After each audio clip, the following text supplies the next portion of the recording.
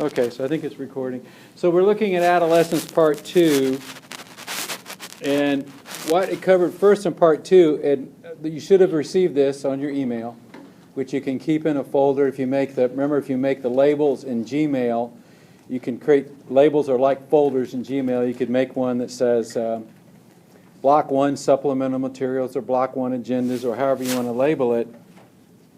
But this one is about cognitive development, the first part. If I had, big words or big ideas about adolescent development, it would be, I guess, massive change takes place. Massive changes in a short period of time. When you think we're really talking about 4 or 5 years, that there's a great amount of changes that occur. And when we talk about cognitive development, one of the first characteristics would be that in these middle school years, from maybe up 5th grade to beginning into high school of adolescence, you're going to see rapid development in cognitive skills. The things that they can do in middle school, they could not possibly physically do in elementary school because of the cognitive development. It's like, you can't get 4-year-old boys to skip. They don't have the physical development to do it. So we also have abstract thought goes up. Third graders, God love them, second graders, you ask them something in the abstract about, say, charity or safety. They can't deal in abstract. They can deal in concrete. But to have maybe a worthwhile discussion about the safety of the Olympics at Sochi, it ain't going to happen. Not in the elementary grades. But you could in middle school, and you definitely could in high school. Egocentricism is going down. Remember, and all this ties into all those people we talked about. Kohlberg was talking about how egocentric moral and ethical development is. It's all about me, mine, me, mine. Give me the pleasure, avoid the pain. Give me the pleasure, avoid the pain. And so here, cognitive development, it was the same way. I'm going to think about me. I'm going to think about how I fit in and what's going on with me, cognitively. And now at adolescence, they're really going, well, I can do a little less of that. They probably, at one point, as we mentioned, we're thinking of the I am Robert and Donna's son. That's who I am, and I play this, and I do that, and I'm in the 3rd grade. And now I get a wider view of myself. And that's what that is. A wider view, a wider perspective of me. My eyes are kind of opening a little bit. And this is all going to happen in middle school and early high school. The thing is, that makes it so challenging, is they're not all in the same place. Not only is it rapid development going on at all levels, it's not occurring at the same time for the same age of people, so you got so many different levels occurring in middle school. All right. So, cognitive development. Now, this article mentioned the constructivist view, and the constructivist view of cognitive development is, of course, based upon one of the Fantastic Five, Albert Piaget. That they go through these 4 developmental periods of cognitive development and end up into where they can make moral and ethical judgments and discuss abstract things and so on and so forth. So we're familiar with that. That's Piaget. Piaget talks about being sudden and drastic. We're familiar with that. The second type, though, is information processing. And that in this, it's just a little bit different where it's saying it's not so much developmental, cognitive going through this stage and then that stage, or this level and then that level. It's that different parts of the brain, different parts of the cognitive process are progressing at different periods of time. You know what? I think in so many things that are psychology or counseling or science, health, and so on and so forth, it's a little bit of everything. Is it nurturing, or is it genetic? Well, it's both.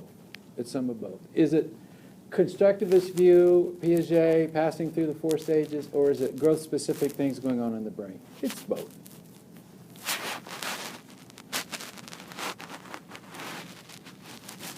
We get some big cognitive improvements going on in middle school. Much improved attention, but again, not everybody in your class will. But as a group, big improvements in attention.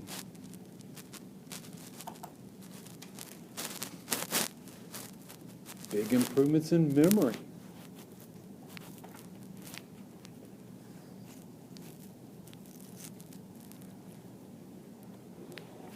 You know, sometimes in these developmental classes or these adolescent classes, they've had you go out and observe an adolescent for like 15 minutes, write down everything they do, and then go and observe somebody who's like 8 or 9, write down everything they do, so you can really see the marked differences, what they do in school. But I don't think we need to do that. I think we need to stick with the adolescents at this point. So they got big improvements there. Processing speed, sure, it's going up. And again, I think this is just common sense. It's faster. Elaine, tag me in a post. Oh, it doesn't show up on yours, so that's good. I hope it's a good one. Organization. The invite didn't come out there in a minute. They can be more organized. You know, our 2nd, 3rd grade teachers, they do a spiral 3-ring notebook for every kid. They have an acronym to develop it by, and they have pockets, and so they're working the first 2 weeks, maybe 3 weeks. Work to be done at home goes in the orange pocket.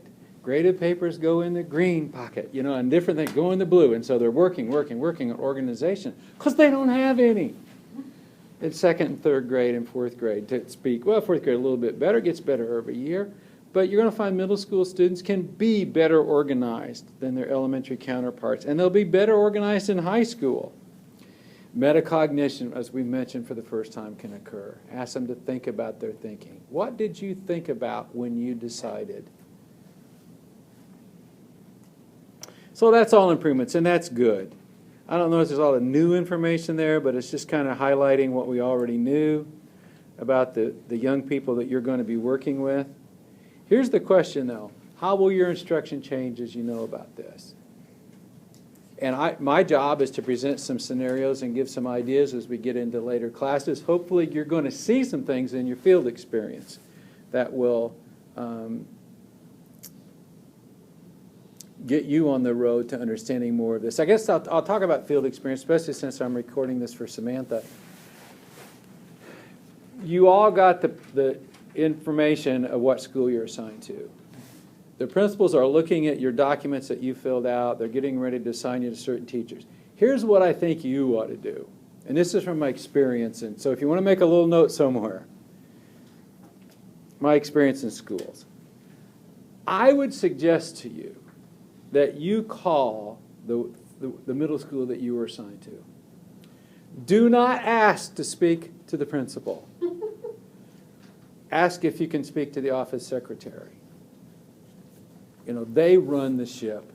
They really do. And like I told you, if you called my school, which I've given you my number, you have to clearly explain you're an IUS student, or you would never get through to me. I mean, they'll just, if necessary, flat out lie to you. Oh yeah, he's in a conference right now, and I'm standing right. No, they will. So they really will. So, but I would suggest to you, they know you're coming, they've got your names, all of that. I would suggest you call the school. Call Scribner, call Hazelwood, call Highland Hills. And if you don't know where they are, put into Google Maps. They're pretty close. All 3 are pretty close to here. Ask for the secretary, and you introduce yourself. You know, you say, I'd just like to speak with the secretary if I could. And the secretary said, well, I'm the secretary. And you say, okay, well, my name is David Losey. I'm an undergraduate student at Indiana University Southeast in the School of Education, and I've just found out that I've been assigned to do field experience and a practicum at your school. So I just wanted to call and introduce myself. Okay, and if she says anything, fine. And you can say, and I thought it would be helpful if I called and left my name, and also my cell phone number and my email address for when the principal wants to contact me. Because I've given them some of that, but it's in those papers, and who knows if they'll find it. But if they get it on one of those nice, while you were out, phone call pads, and it says, David Losey, student at IUS called, said he's looking forward to coming. He left here's the cell phone number, here's an email. I think that would be good. And then when you show up at the school and you have to ask the secretary, where do I go? You'll be somebody that the secretaries talk to. So I think that'd be good. That's what I would do. So not you have to, but I'm passing on. That's what I would do to help myself make a good impression, because what's the bottom line? You want a job. You want a job. So I would do that. And whenever you feel, you can. I know they're working on getting them down and contacting you, but I would make that call this week. Just do it. I'd just say, and use your cheerful, friendly voice. Okay. So I see you've got the cognitive development to do that. All right, so what do we got next? Yeah, this is kind of cool. This is like metacognition and abstract thinking. So what are we really saying? Middle school kids have just begun the process of contemplating possibilities outside of what currently exists. That's, we have a career fair in second grade. Yeah, believe it. I mean, that's good. You need to start it then. You need to talk about it. And they're always real typical mundane things. I mean, teachers, nurses, doctors, lawyers, Indian chiefs, the whole thing. But by the time they get to middle school, they'll be thinking of possibilities that are out there, like web designer, internet systems manager, clothes designer. So they'll be able to contemplate some possibilities that elementary kids can't. I like that. For the first time, they will understand sarcasm. And again, not 100% because it's developing at different rates. But for elementary school students, 5th grade maybe, some of them have got it. But kindergarten, 1st, 2nd, 3rd, 4th, no, they don't get sarcasm. They really don't. It's like, again, asking a 5-year-old boy to skip. They don't physically have the development. They don't have the cognitive development to understand sarcasm, but they do in middle school. Now, you have to use it judiciously, and you don't use it to embarrass anyone, especially middle school students. But they may get it, at least. That's a possibility. Less likely to accept facts as absolute truth. And who does this fall on the most? Their parents. I mean, I put it up there, but it falls on their parents. Because for all these years, Dad said, okay, and Mom said, and they go, okay, that's the truth. That's the way it is. It's got to be true because my dad said it, and my dad is like God. My mom is like God. Really, that's the role that you're filling. Because they don't have they can't do the abstract thinking of God. So who do they think then are God-like? Mom and dad and grandparents. And so the better role model that you're presenting of that, the easier will it be for them to make that abstract thought. But for the first time, these adolescents go, hey, I don't think the old man's got it. And I don't know about Mom. She's going to woo off the end too. And so they're not going to accept everything you tell them either. Like, don't bring your book on text to the history class. Oh my God, don't even go there. They're searching for wisdom for the first time, and they'll just start that. And by the way, it takes about 50 to get it. So from about a 15-year-old search to 50, they're looking for insight. Wisdom is another word for insight. Insight to how things are happening and what's going on. I really feel, I was so fortunate, and I wrote it down in my journals and did some stuff I feel that I hit wisdom about 12 years ago when I was, about that age, 50, because parents stopped calling me up and chewing me out. As a young principal, and I was a young principal, and I would get and suddenly when I started having the kids of the kids that I had and so on and so forth, and I hit in those 50 years, I didn't get that anymore. And I said, Mark, people don't call me up and chew me out and argue with me anymore. It's like I have wisdom. And I think that's what it was. I finally got to the point where, hey, this guy's wise. Look, he's been principal forever. So it was real nice. I liked it. I liked having wisdom. But as wisdom goes up, also does risk-taking go up, and it says it's hard to read weight to rewards. So if you read that article, it says, well, risk-taking really is a balance of a judgment of possibilities, what may happen bad, or what the rewards would be. And the part of the adolescent brain that's the most development is recognition of rewards. So when they think about a risk, I always think, see, the one that just blows my mind, both my sons told me they went and jumped off the railroad trestle at Corrigan. Now, I don't know if you know what that is, but that isn't safe. You know, it's a railroad trestle in Corrigan that's no longer used. It's just the big supports, right? What do they land on? The water. Laying in the water. Which is what? How deep? 3 feet? That's stupid. Exactly. So they weighed it, you know, the risk taking, and they weighed the possible bad things were going to happen, and then reward it. My friends will think I'm cool. What age did they do this at? Oh, probably 14. Oh, yeah. Because somebody older driven them out there, 14, 15. But so the reward part of their brain that I'll be cool and be accepted, and everybody will think I'm just the bee's knees. Boy, that's from the 40s. Well, you know, so they risk things they should not risk.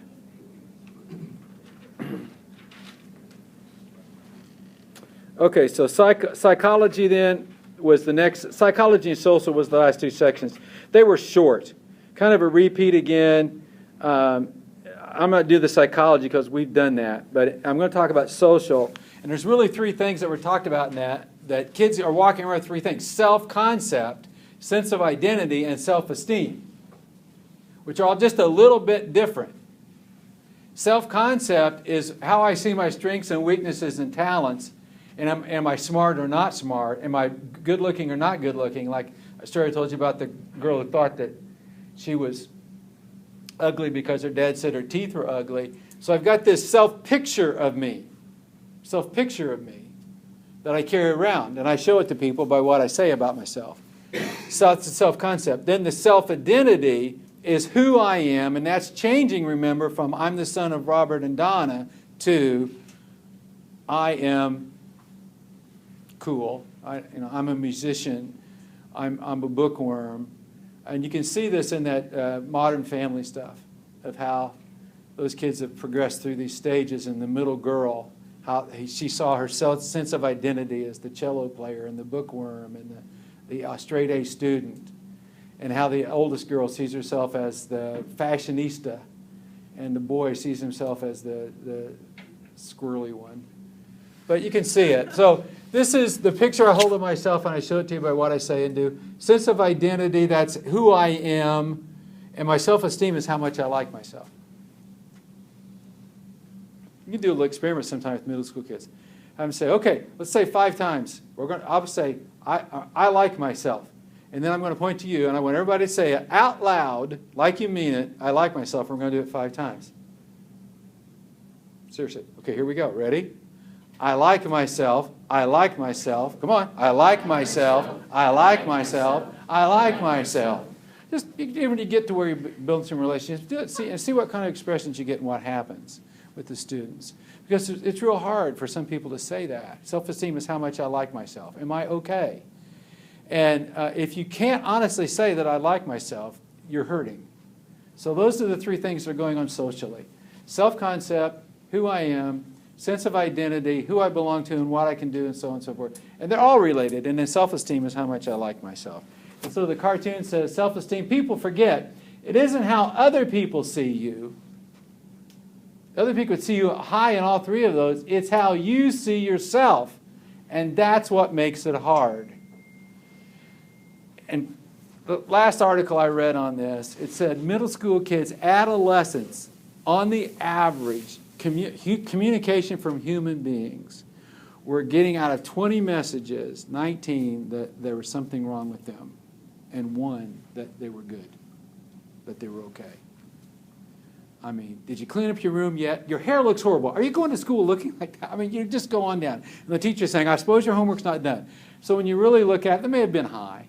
I don't know if it's not, I don't know why I'm dinging, but it may have been high, whether it's 19 out of 20. But middle school adolescents get a lot of messages that there's something wrong with you. And even when they get the messages, that you're really good. You know, you're really smart. You can really do this. I can see your talent. And I think you should pursue this.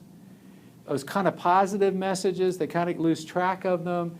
And so it isn't how other people see you, it's how you see yourself, and that's what makes it hard in adolescence. And I think that brings us to the end. It is. So I'm going to shut the recording off, 20 minutes. Stop.